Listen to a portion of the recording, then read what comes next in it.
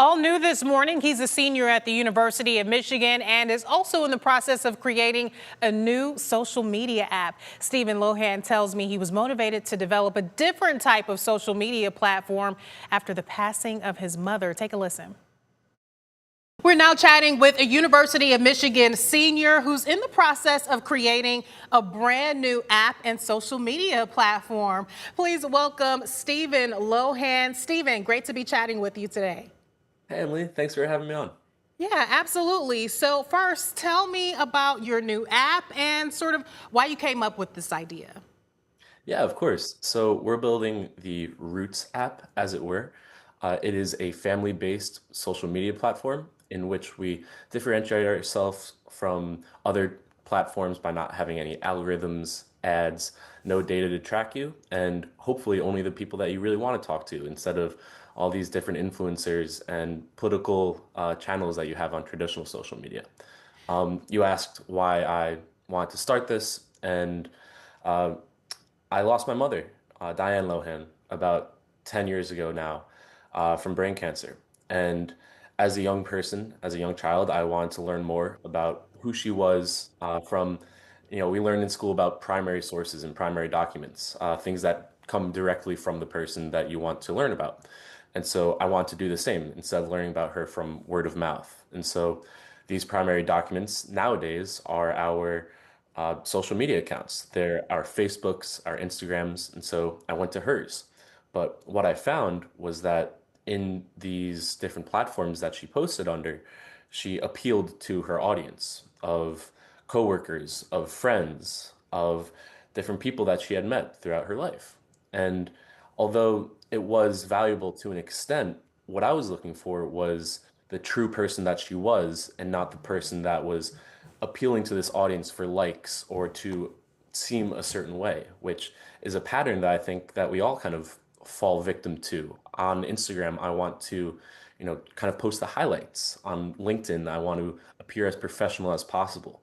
But under the current system, the way that I remembered my mother was that of a almost online stranger through the perspective of her friends and her coworkers. And so I wanted to build a place in which people can feel like they're posting to their authentic family of people who intrinsically love them for who they truly are and not trying to just post to get another follower or another like, but to post to people who truly care about you and who truly love you.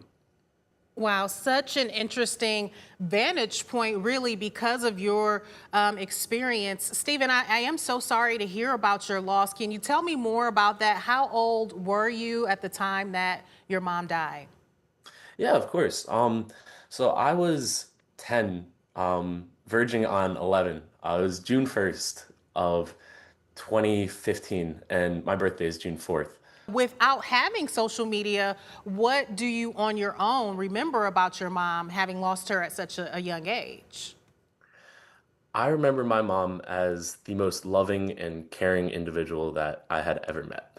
She was the ideal matriarch. But one of the things that I am most remiss about is that at this young age, how much can you truly know about the individual that you love outside of their role as a parent? I think that this falls true for, kids who lose their grandparents. Say at an early age, you lose your grandpa. You love them as a caretaker and someone who's old and tells these, great stories, but they've lived 60, 70 years before you were even born. And so I think that we kind of put people into these boxes, me with my mother, of the role that they play in our lives when I want to kind of unbox the rest of the nuance that lies behind people's stories within this app.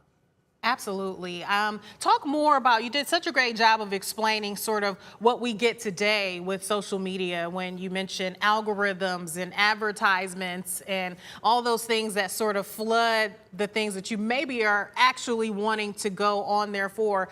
First, let's start with the basics for people who don't understand what algorithms are. How do they affect our experience on social media? Yeah, of course. So algorithms nowadays you find on every social media platform, but some of the most salient will be those on TikTok or Instagram. And so once you like something or you share it to your friends, the algorithm kind of remembers this information and saves it for the next post you see. And so if you like something about a certain, political standpoint or a certain news story, right? Then the algorithm will remember and then feed more of that information to you. And so it's kind of a self-serving cycle of this is the information that is most likely to get not even the user to enjoy their experience, but is most likely to get them to continue to scroll and to continue to use. So it's no longer really about the quality of usage, but just how can they get you to continue to use it, which I think is a terrible system. Really well said, Stephen. So tell me more about Roots. I know that you and your co-founder have come up with this new idea for a social media platform. Tell us about how that works. Yeah, so my co-founder William Ward, he's incredible. He has been working with me for a while. But our perspective on how to, kind of change this is to take some of the best parts of different apps, and kind of bring them together, as well as some of our own ideas. One of these, individual ideas that is kind of distinct from any other platform is something that we call memories. And so say I have a bunch of memories with my mother, right, that my sister may not know about. I collect them in my mind, and over time, although I remember them, and I may not physically record them or record them for the long term in any meaningful way, but just to hold them in my mind. We are developing different prompts. So, say you get the prompt, what is a memory of you and your mother that your sister may not know about, or your sister and your mother, or whatnot. So this serves two purposes: not only to uh, record and hold these memories for the long term, but also to shed a window of light into the relationship that you have with a loved one that another person in your family may not know about and may not naturally come up in the standard group chat or the, one-off Instagram feed where you aren't really talking about or you're not really comfortable talking about these, really personal memories that you have with your loved ones. We want this to be not only a place to remember the past, but also to shed light on stories and relationships that you haven't really thought about in a long time, but deserve to be remembered and to be shared. And I know we talked before about a different feature with your app, Roots, being that it would be sort of a limited number of connections that you could make, as opposed to some of these other social media sites where you may have thousands of connections, some of which you may not even actually know those people.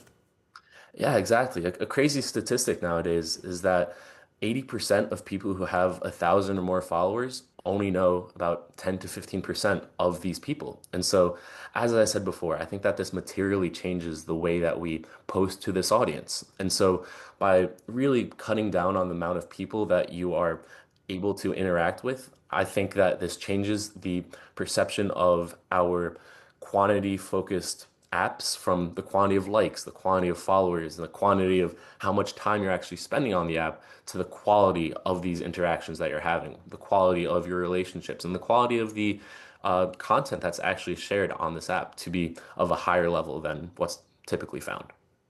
So, where is the app now? Is it available for people to use as we speak? Yeah, please go to rootsapp.org. We're currently still in development, but something should be out within the next month to 2 months for people to use, and I'm very excited about our progress. And ultimately, what is your goal? What do you see from this app in maybe the next 5 to 10 years? What is your hope in terms of what this will add to society? I know that you said 5 to 10 years, but I have a little bit of a broader time span.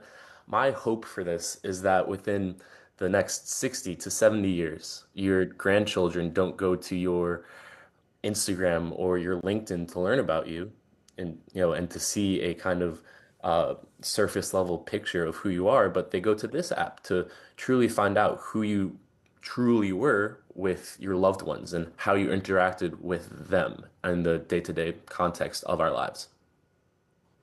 I think it's a great idea, Stephen, and I love that you are creating this out of a difficult time in your life, but hoping to make it better for everyone else in the long run. And just as a senior in college at that, Stephen, thanks so much for your time today. Thank you so much. Go Blue. Go Blue. Go.